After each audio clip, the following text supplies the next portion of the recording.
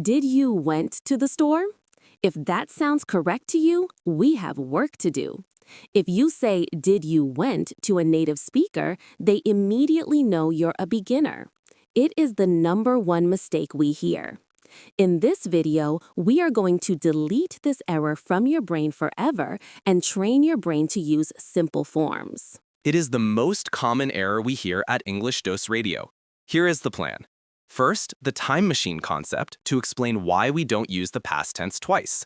That is Chapter 1. Chapter 2 is a police interrogation dialogue full of did you questions. Chapter 3 is your turn to speak. Let's cure the confusion. Welcome to English Dose Radio. I am Sarah. And I am Tom. We are here to give you a calm, focused English lesson you can finish in one sitting. Today is all about fixing the double past. Tom, why do we call it the double past? It is a great name for it. It happens when a learner tries too hard to be correct. They know they are talking about the past, so they take every word in the sentence and put it in the past tense. They take the helper word do and turn it into did. That is correct. But then they take the main action, like go, and turn it into went. They say, did you went? That is the double past. Exactly. And in English, we have a very strict rule. You only need to mark the time once. Think of the word did as a time machine. Once you use the word did, you have already traveled back in time. You are already in the past. You do not need to use the time machine again on the next word. That is such a helpful visual. If I say, did you go, the word did tells the listener that this happened yesterday or last week. The word did has done all the heavy lifting. So the main verb, the action word, can relax. It stays in its simplest, most basic form. It stays as go. It does not need to change to went because did already did the work. So let's look at some examples before we get into our story today. If I want to ask about eating dinner, I start with my time machine word, did. Then I use the subject, you. And then what comes next? Is it ate or eat? It has to be eat. Did you eat? Because did is the time machine. Eat is the simple form. If you say, did you ate, you are using the time machine twice. It is redundant, and to a native ear, it sounds very clunky. What about sleeping? I want to ask if you got enough rest last night. The past tense of sleep is slept, but we are asking a question. We use did. So we must say, did you sleep? We never say, did you slept? This rule applies to everyone, right? It doesn't matter if we are talking about me, you, him, or them. That is the best part about the past tense. It is actually much easier than the present tense. In the present tense, we have to worry about do versus does. We have to worry about adding an S to the verb for he and she. But in the past tense, the word did works for everybody. Did I go? Did you go? Did he go? Did she go? Did we go? Did they go? It never changes. That is a relief. You just have to lock that pattern into your mind. Did plus the base verb. Before we move on to our dialogue, I want to ask you to do something for your English right now. If you want to stop thinking about grammar rules and start feeling them naturally, make sure you subscribe to our channel. We release these episodes daily to help you build that muscle memory. It really helps the channel, and it ensures you get your daily dose of practice. Now, let's put this into a real context. Learning rules is fine, but seeing them in action is better. Today, we have a scenario that requires a lot of questions. We are going to listen to a scene between two roommates, Anna and Mark. Anna has come home to find that her favorite chocolate cake is missing from the fridge. She enters detective mode and starts interrogating Mark. Listen closely to the questions she asks. Every single time she asks a question about the past, notice the verb form. She will never use the past tense of the action verb. She will always use the base form. Let's listen. Mark, come in here. We need to talk. Whoa, that sounds serious. What is going on? You know exactly what is going on. The chocolate cake. It's gone.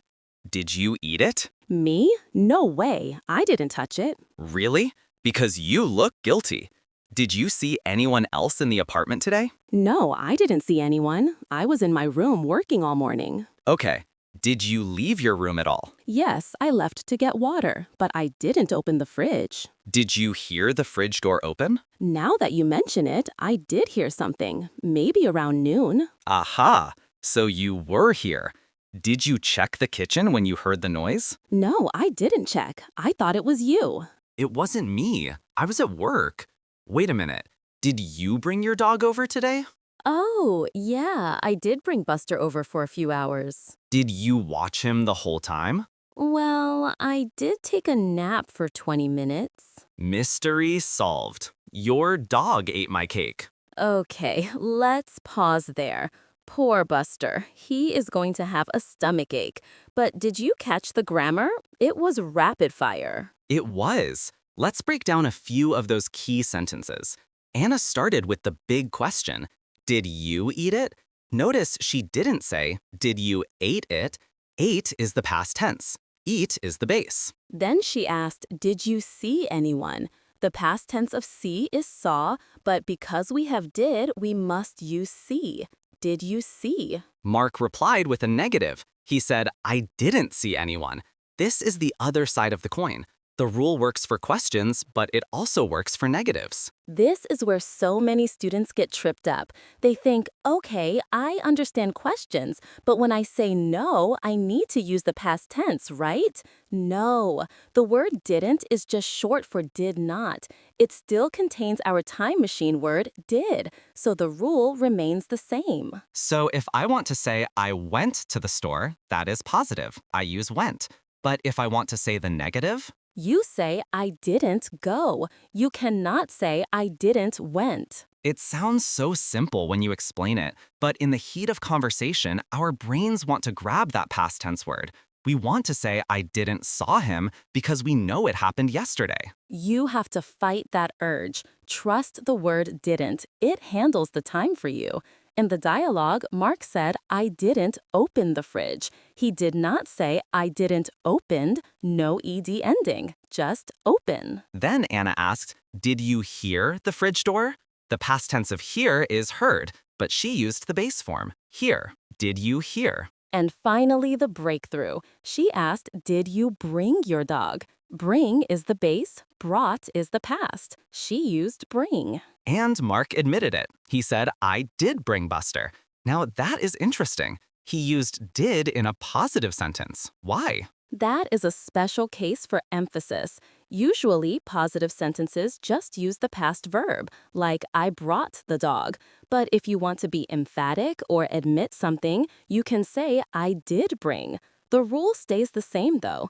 If you use did, the next word is bring, not brought. Perfect. Now we are going to move into the most important part of this episode, the practice. You cannot learn this just by listening to us talk. You have to speak. We are going to do a transformation drill.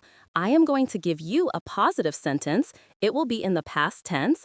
I want you to turn it into a question using did. For example, if Sarah says, he went to the park, you should say, did he go to the park? You have to find the base verb.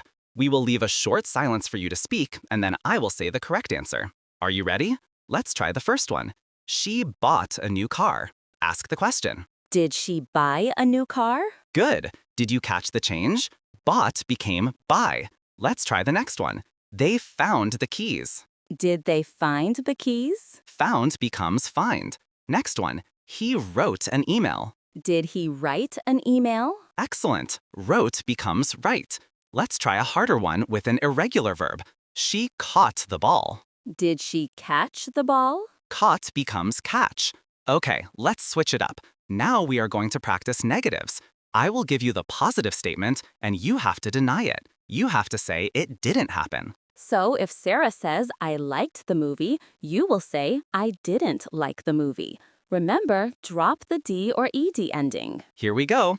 I walked to work. I didn't walk to work. She called her mother. She didn't call her mother. We finished the project. We didn't finish the project. It rained yesterday. It didn't rain yesterday. Okay, last round. These are irregular verbs. These are the ones that usually cause the most trouble. I saw the accident. Make it negative. I didn't see the accident. He ate the last cookie. He didn't eat the last cookie. They went to the party. They didn't go to the party. Great job. Take a deep breath. How did that feel? If you felt your brain struggling to find the base verb, that is normal. That is just your brain rewiring itself. The more you do this, the faster it becomes.